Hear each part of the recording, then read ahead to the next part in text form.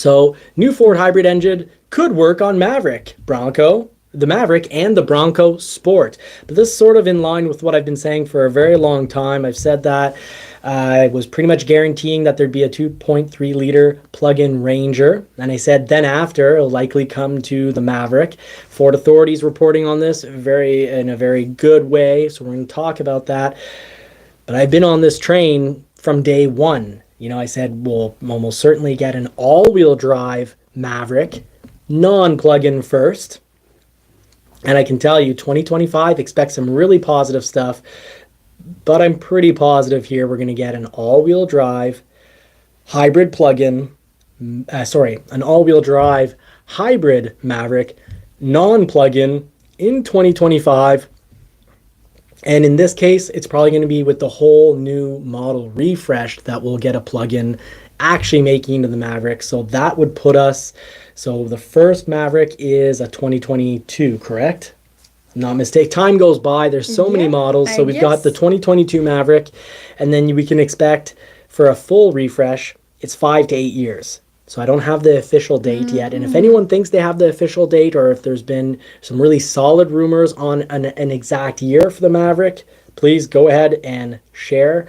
But I'd say it's going to be 2027 or 2028. I expect it sooner than that of the Bronco. And if so, probably a plug-in when they re-announce that with the new model, or maybe 1 year later, just to bring up excitement. And it'll depend. If Maverick sales start to slow, we'll probably get the plug-in sooner.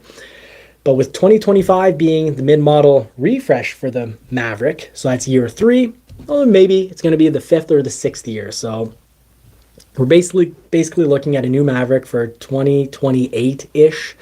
And that's probably when we're getting the 2.3 liter plug-in going into the Maverick then. So all that we've said in regards to, and it's going to be, again, have so much potential to have a lot of power, even if they tune it down so it doesn't have quite as much power as the Ranger. Well, we can expect right around, low 300 horsepower and high 300, near almost 400 pound-feet of torque, or a little more even than 400 pound-feet of torque, because the potential will certainly be there.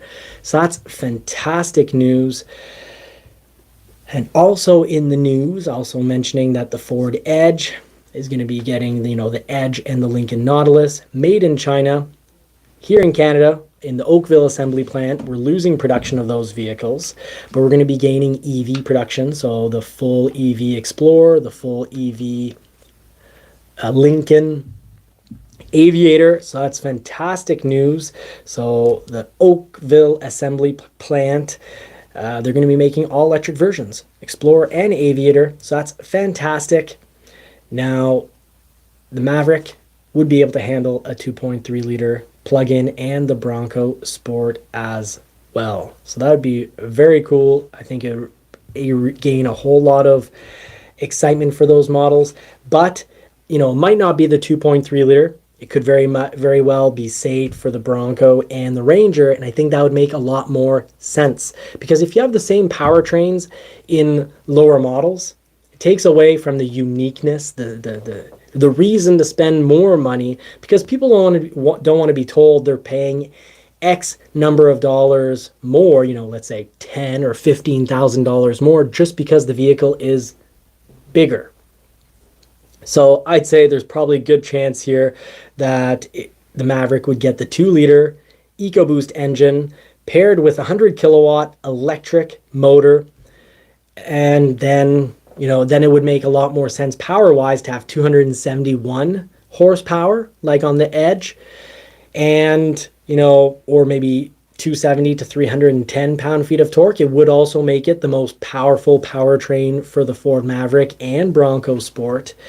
And then we can actually probably expect torque to be more around, right now, the 2 liter EcoBoost is producing 280 pound-feet of torque. It could potentially have up to an extra 100 pound-feet of torque, but maybe they'll just keep that a little lower.